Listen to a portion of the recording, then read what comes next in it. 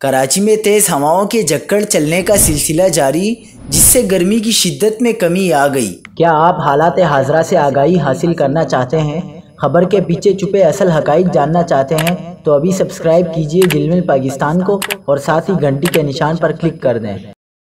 आपको बताते चलें कि कराची में बारिश से मुताल्लिक महकमा मौसमियात की अहम पेशगोई आ गई। महकमा मौसमियात का कहना है कि कराची में आज भी मामूल से तेज़ हवाएं चल सकती हैं।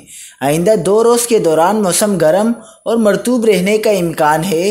महकमा मौसमियात ने कराची के लिए बारिश की पेशगोई नहीं की और न ही कोई अलर्ट जारी किया है। महकमा मौसमियात ने गर्मी से परेशान अफराद के लिए खुशखबरी सुना दी।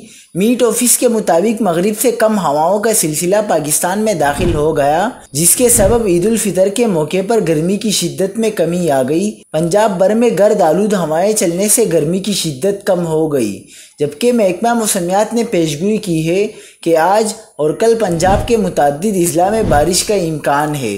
दूसरी जानिब पेशावर में बारिश और आंधी के बाद बिजली का तवील ब्रेक डाउन हुआ और निस्फ से ज़ायद शहर तारीकी में डूब गया।